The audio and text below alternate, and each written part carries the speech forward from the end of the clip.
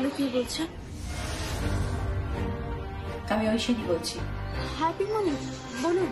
প্রিয়ম, এসব তুমি কি শুরু করেছো? এসব আমি কি শুনছি? তুমি নাকি 50 লক্ষ টাকার বিনিময়ে ডিভোর্স পেপারে সাইন করে দিয়েছো। এসব কি হচ্ছেটা কি প্রিয়ম? আপনাকে এসব কথা কে বলল? কে বলবে আবার?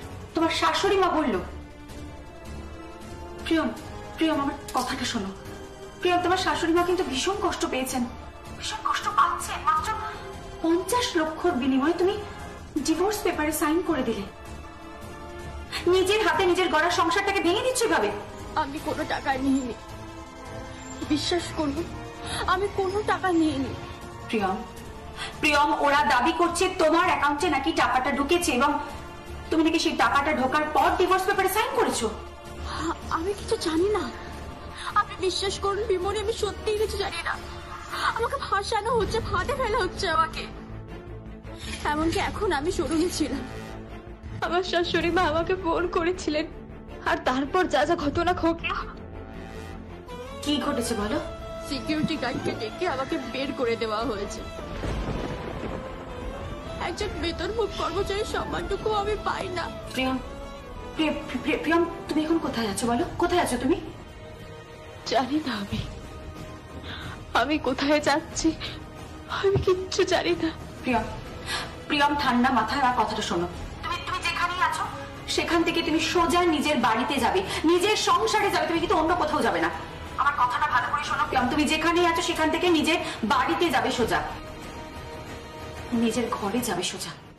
কিন্তু বিমনি, কোথায় আমার ঘর, আমার সংসার কোথায়, যার জন্য আমি ওই ঘরে ফিরে যাব, সংসারে যাব? ওই স্বামী তো আর আমার কাছে নেই। সংকল্প ঠিক করে আমার সাথে কথা পর্যন্ত বলছে না। ও আমাকে ভুল বুঝছে বিমনি। প্রিয়ম, ঠিক বোঝানোর দায়িত্ব তো তোমার। প্রিয়ম, আমার কথাটা শোনো। ওর তো কোনো দোষ নেই, সংকল্পকে ভুল বোঝানো হচ্ছে প্রিয়ম। কিন্তু প্রিয়ম, কোনো কিন্তু নয়, কোনো কিন্তু নয়, শুধু শুধু একটা প্রশ্নের উত্তর আমাকে দাও তো। সংকল্প তোমাকে ভালোবাসে কিনা? আমি টাকা নিয়ে ডিভোর্স পেপারে সাইন করিনি। তাহলে তোমার অ্যাকাউন্টে 50 লক্ষ টাকা ঢুকলো কি? তার উত্তর দাও। আমি না শুধু তোমাকে ভালোবাসি, আর তোমাকেই ভালোবাসবো। শিলাই টেক্সটাইলের অ্যাকাউন্ট থেকে তোমার অ্যাকাউন্টে 50 লক্ষ টাকা ঢুকলো, সেটা কি করে গেল বলো? উত্তর দাও। হ্যাঁ, আমি সত্যি বলছি। তাহলে আমাকে 6 দিন সত্যি করে বলো। সত্যি সত্যি সত্যি। প্রিয়ম, চুপ করে দেখো না, আমার কথার উত্তরটা দাও। ও আমাকে ভালোবাসে। আর তুমি তুমি ওকে ভালোবাসো তো?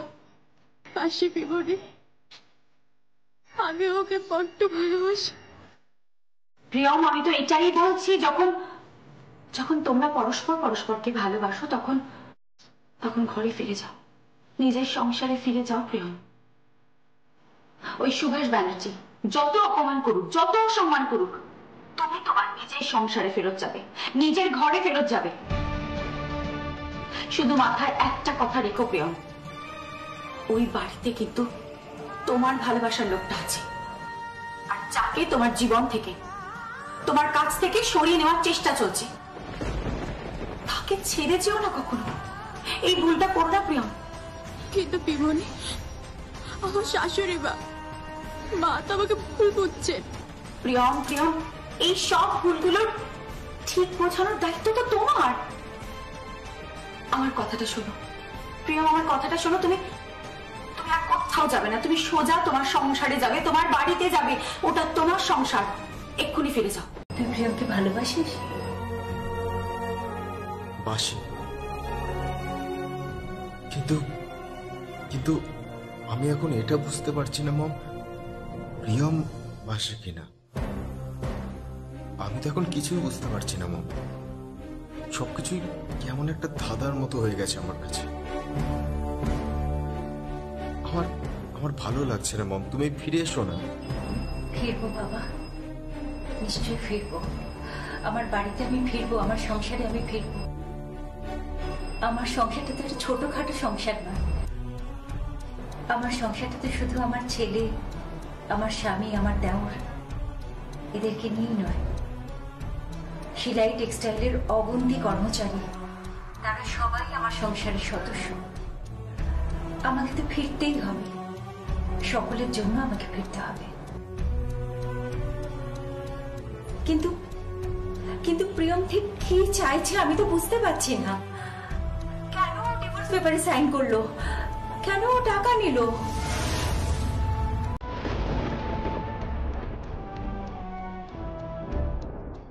তোমার খাবার। আমি তো বলেছি তোমাকে, আমার খাবার নিয়ে তোমাকে চিন্তা করতে হবে না। তুই কার সাথে কথা বলছিস? প্রিয়মের সাথে মম। কি বলছি ও? খাবার সার্ভ করতে এসেছে আমার জন্য। তো খেয়ে নে। আমার খিদে নেই মম, আমি পরে কথা বলছি। লিসেন, আমার খাবার নিয়ে তোমাকে মাথা ঘামাতে হবে না প্রিয়ম। ঘামাতে তো হবেই মাথা, 100 বার মাথা ঘামাতে হবে। আমি তোমার জন্য এই বাড়িতে ফিরে এসেছি সংকল্প, নইলে আজকে কাকাই তোমাদের শোরুম থেকে সিকিউরিটি গার্ড দিয়ে আমাকে বের করে দিয়েছিলেন। তবু আমি নির্লজ্জের মতো এই বাড়িতে ফিরে এসেছি। কেন জানো? আমি তোমাকে ভালোবাসি বলে। শুনতে পাচ্ছ সংকল্প ব্যানার্জি? আমি তোমাকে ভালোবাসি। Yes, I love you, I love you Sankalp. আমি তোমাকে এতটাই ভালোবাসি যে এত অপমানের পরও আমি এখানে ফিরে এসেছি।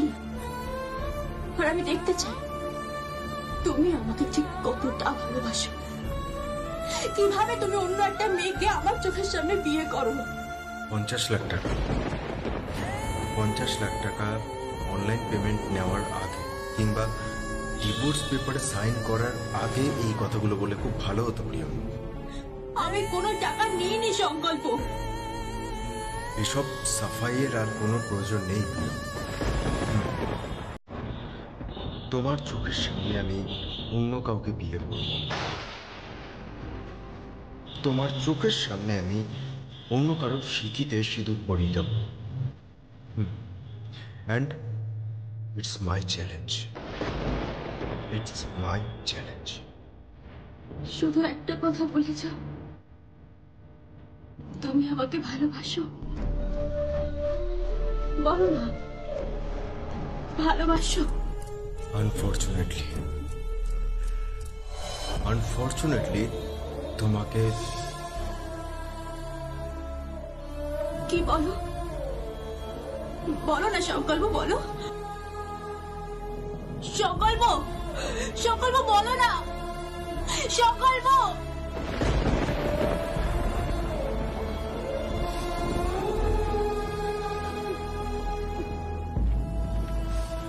তোমার চোখের সামনে আমি অন্য কাউকে বিয়ে করব, তোমার চোখের সামনে আমি অন্য কারোর সিঁথিতে সিঁদুর পরিয়ে দেব। And it's my challenge, it's my challenge. জীবনের কিছু এভাবে হারিয়ে যেতে দিও না প্রিয়, এভাবে হারিয়ে যেতে দিও।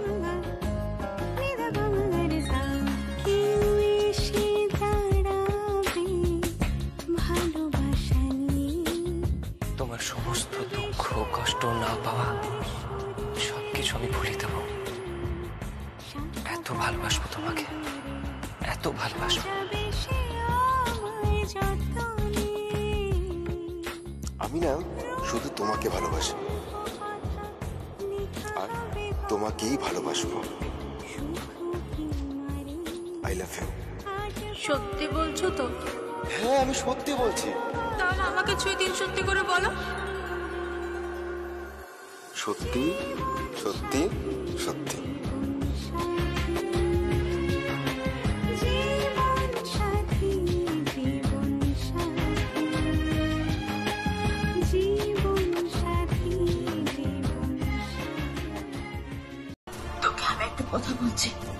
এই কথাটা যেন পৃথিবীতে কেউ না জানে।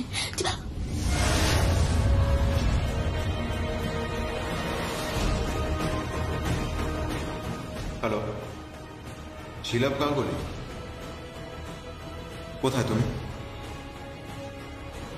তুমি কোথায়? শোনো, তুমি যেখানেই থাকো না কেন, তোমাকে আমি ট্রেস করব, তোমাকে খুঁজে বের করবো, আর তারপর আমি তোমাকে অ্যারেস্ট করব। তোমাকে হাজতে তুলে দিয়ে না, তোমাকে আমি এমন শাস্তি দেব, সেটা দেখার পর আর কেউ কারোর সঙ্গে বিশ্বাস ভঙ্গ করবে। তোমাকে কিভাবে বিশ্বাস করেছিল আমার পরিবারের লোকজন, আমার মম বিশ্বাস করেছিল, আমি বিশ্বাস করেছিলাম, আর তার পরিবর্তে তুমি কি দিলে? টাকা চাই, টাকা চাই তোমাদের। তো টাকা যখন চাই তখন তোমরা দুই বোন আমাদের কাছে টাকা চাইতে পারতে, দিয়ে দিতাম। ভদ্রভাবে কথা বলুন সংকল্প। ক্রিমিনালদের সঙ্গে আমি ভদ্রভাবে কথা বলি না। আর কতদিন, হ্যাঁ, আর কতদিন এভাবে লুকিয়ে থাকবে? আমার লোকজন না তোমার প্রত্যেকটা পদক্ষেপের ওপর কড়া নজর রাখবে। চিরুনি তল্লাশি চালানো হচ্ছে, তোমাকে যেখানেই পাবে না সেখান থেকে তুলে আনবে, আর তারপর তোমার যা পানিশমেন্ট হবে না। তার যা পানিশমেন্ট আছে আপনি আমাকে দিন, কিন্তু আমার বোনকে কেন পানিশমেন্ট দিচ্ছেন? আপনাকে ভালোবাসে সংকল্প, ও আপনার সাথে সংসার করতে চায়। থাক, ওর অ্যাকাউন্টে 50 লক্ষ টাকা ক্রেডিট হয়েছে, আর সেটা জল জল করছে, দেখা যাচ্ছে সেটা। বুঝতে পেরেছো? আমি তো ভাবতেও পারিনি যে মাত্র 50 লক্ষ টাকায় তোমাদের বিবেক, তোমাদের মূল্যবোধ সবকিছু বিক্রি হয়ে যাবে।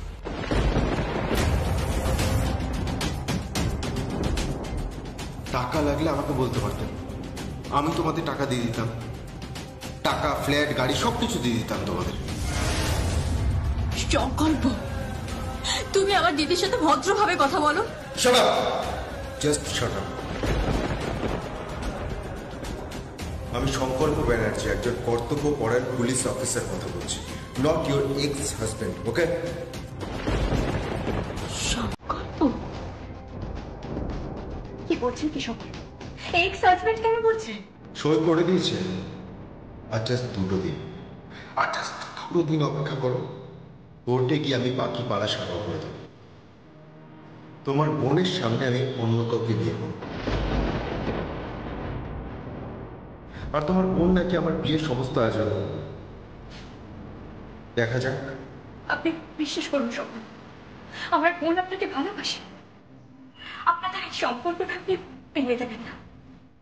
আমার কথাটা শুনুন, দয়া করে এই সম্পর্কটা ভেঙে দেবেন না। আর কোনো কথা নয়, একটা কথা না, সমস্ত কথা শেষ। এবার আমি তোমার বোনকে শাস্তি দেব।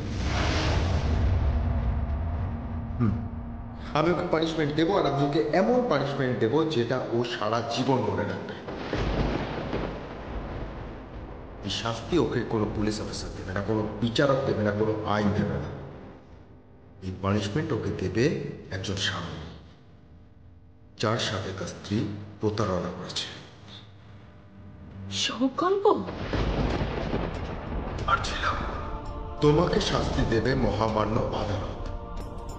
তোমাকে বিচারক রায় দেবেন, এবং তুমি আমার চোখের সামনে দিয়েই হাজতে ঢুকবে। আর একটা কথা, আজকের পর থেকে তুমি এই ফোনটা আর পাবে না। তোমার বোনের হাতে আর এই ফোনটা দেওয়া হবে না। Hello hello hello hello hello hello সংকল্প, হ্যালো হ্যালো হ্যালো বোন, হ্যালো। কেন আমি কেন ফোন পাবো না? কারোর সাথে কোনো রকম যোগাযোগ নয়। যেই গোপন কথাটা আপনি আর আমি জানি, সেই কথাটা পৃথিবীতে যেন আর কেউ না জানে, ওকে? সংকল্প, সংকল্প শোনো, সংকল্প। আমি তো চুপ করে বসে থাকার পাচ্ছি না সংকল্প। আমি ঘুরে দাঁড়াবই, আমি। আর আমি আমার বোনকেও চিনি। ও তোমাকে পাগলের মতো ভালোবাসে। ও ওর ভালোবাসার ভাগ বসাতে কাউকে দেবে না, কোনোভাবেই নয়, কোনো মতেই নয়।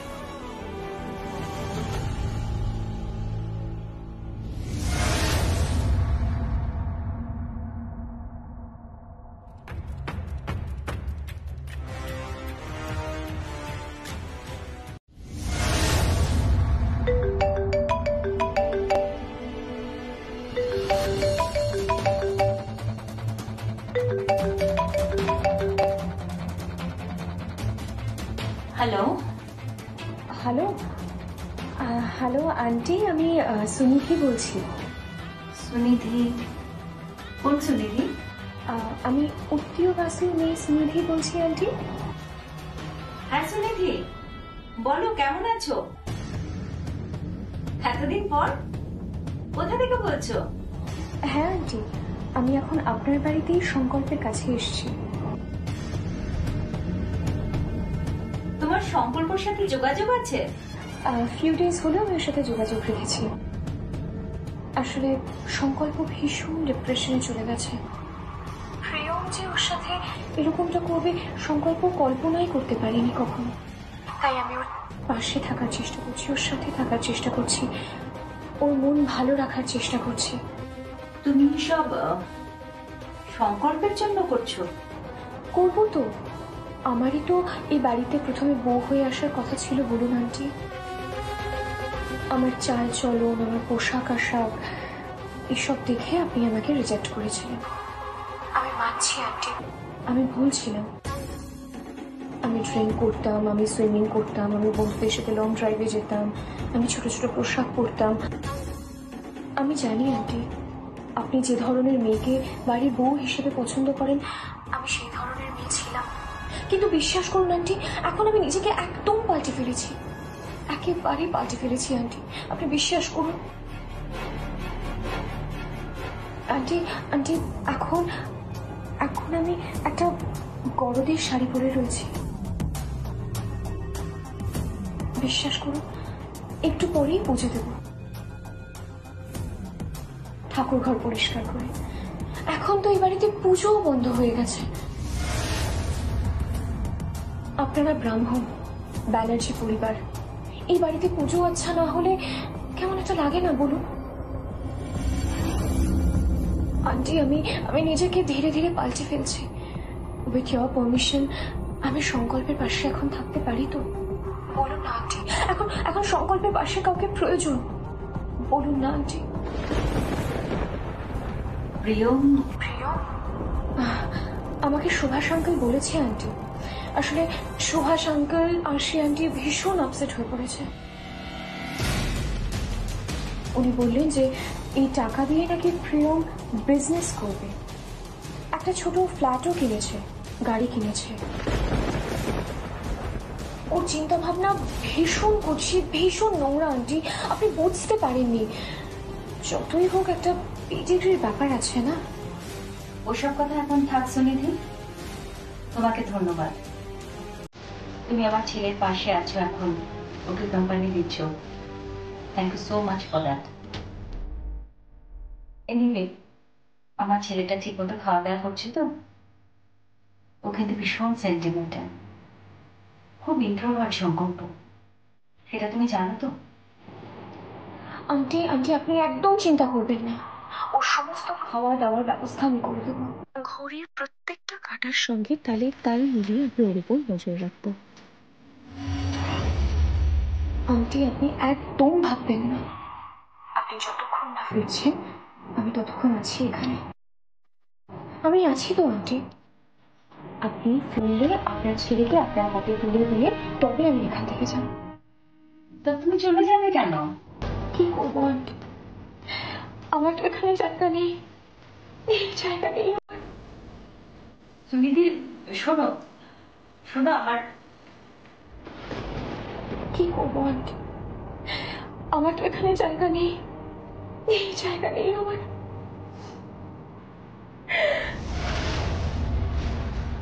ও মা, তুমি তুমি কখন এলে? তুমি এত মিথ্যাবাদী!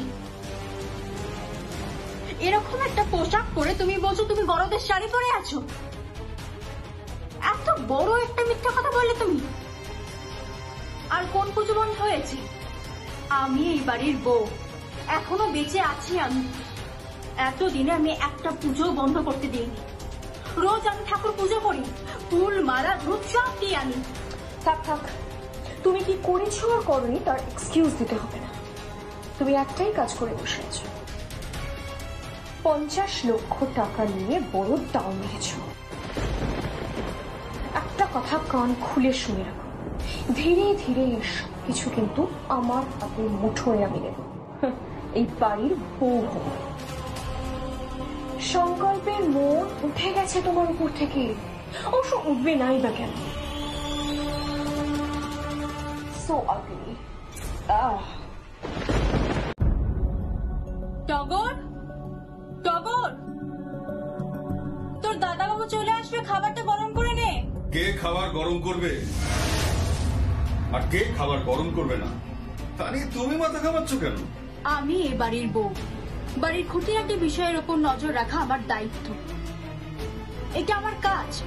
আপনি দয়া করে এই বিষয়ে ইন্টারফেয়ার করবেন না। না, এটা তোমার কাজ নয়। এর জন্য সুনিধি এ বাড়িতে চলে এসেছে। থাক, ওই সুনিধিকে আমার দেখা আছে। একজন মিথ্যেবাদী, ঠক, প্রবঞ্চক একটা মেয়ে, একটা মডার্ন ড্রেস পরে একজনকে ফোনে বলছে ওনাকে গরদের শাড়ি পরে পুজোর আয়োজন করছে। আপনাদের লজ্জা করছে না? সংকল্পর সাথে আপনি ওই রকম একটা মেয়ের বিয়ে দেওয়ার চেষ্টা করছেন? ছি, নিজের পরিবারের একজনের এত সর্বনাশ করতে আপনার লজ্জা করছে না? এই, গলা উঁচু করে কথা বলো না, আমি পছন্দ করি না। তাছাড়া আমি শোরুম থেকে তোমাকে তাড়িয়ে দিয়েছিলাম না, হ্যাঁ? তারপরে তুমি এ বাড়িতে এসছো কেন? বেরিয়ে যাও, এই বাড়ির থেকে বেরিয়ে যাও। আমি কোথাও বেরোবো না। এটা আমার স্বামীর ঘর, আমার স্বামীর ঘরের ওপর আমার অধিকার আছে। তোমার স্বামীর ঘর, তোমার স্বামীর ঘর বিক্রি হয়ে গেছে।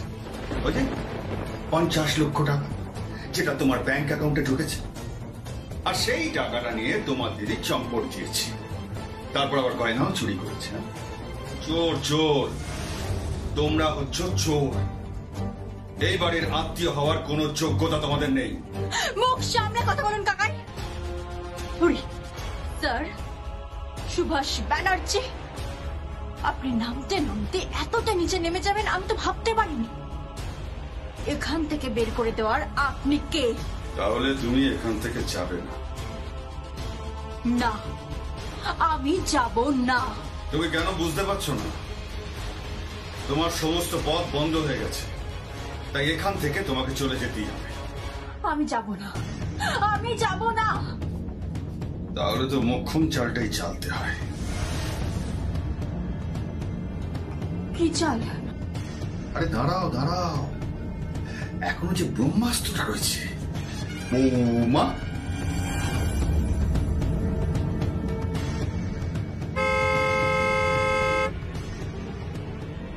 ওই তোমার বর বোধহয় এসে গেছে। যাই, ওর জন্য আমি কফি বানিয়ে নিয়ে আসি। আমার এখন কফির কোনো প্রয়োজন নেই। হ্যাঁ, কফি লাগলে সুনিধি বানিয়ে দেবে। সুনিধি তো আছেই, আর সংকল্প তোর টেক কেয়ার করবার জন্য সুনিধি এই বাড়িতে আছে। বাড়ির বউ থাকতে সুনিধি সব কাজ কেন করবেন? বাড়ির বউ? এখনো তুমি নিজেকে এ বাড়ির বউ বলে জাহির করছো। কি আছে তোমার? এই বাড়ির বউ হওয়ার কি যোগ্যতা আছে তোমার? একটা ভালো ছেলেকে পেয়ে তোমার বাবা মা তাকে চিট করেছে, ঠকিয়েছে, আর তোমার দিদি প্ল্যান করে আমাদের বাড়ির ছেলের ঘাড়ে তোমাকে চাপিয়েছে। কি ভেবেছিলে কতদিন আর ভালো মানুষের মুখোশ পরে থাকবে? মুখোশ খসে পড়লো তো, ঝুলি থেকে বেড়াল বেরোলো তো, কি তাই না? ভদ্রভাবে কথা বলুন কাকাই। আপনার সামনে আপনার স্ত্রীকে অপমান করছে আর আপনি কিচ্ছু বলবেন না? কি বলবো আমি? হ্যাঁ, কি বলবো? এই তো এক্ষুনি আমি আমার বড় শালিকাকে দেখে এলাম, ফসকে গেল হাত থেকে। হাত থেকে ফসকে গেল, না হলে আজকেই আমি ওকে অ্যারেস্ট করতাম আর কাল সকালবেলা আমি ওকে কোর্টে চালান করতাম। আমার মমের নামে মিথ্যে এফআইআর দায়ের করা, আমার মমের নামে মিথ্যে ফৌজদারি মামলা দায়ের করা, এর ফল ওকে ভুগতে হবে, এর ফল ওকে ভুগতে হবে। হ্যাঁ, তোমরা সবাই মিলে আমাকে ঠকিয়েছো, তোমরা সবাই মিলে আমাকে ঠকিয়েছো। ঠকাওনি তুমি, তুমি বারবার ওকে ঠকিয়েছ। ও বাই দ্য ওয়ে, সংকল্প, তুমি তো অনেক কথা বলা হয়নি। কি? 50 লক্ষ টাকা দিয়ে উনি একটা ফ্ল্যাট কিনছেন। আপনি কি বলছেন কি? হ্যাঁ, কিনেছো। আমি সব খবর রেখেছি। ও আবার একটা বয়ফ্রেন্ডও জুটিয়েছে।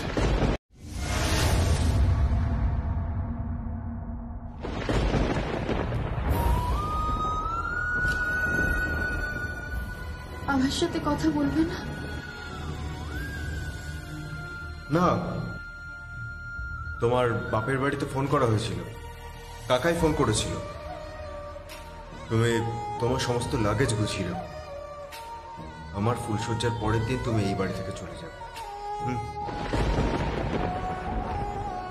ভালো তুমি আমাকে বাসো, আমি জানি, কিন্তু এমন কি দুঃসময় যে তুমি আমাকে ভালোবাসার সত্ত্বেও আরো একবার ফুলসজ্জার কথা বলছো আমার সামনে? কেন সংকল্প? আমাকে ভালোবেসে মন ভরেনি যে জীবনে আরো একটা নারীর প্রয়োজন?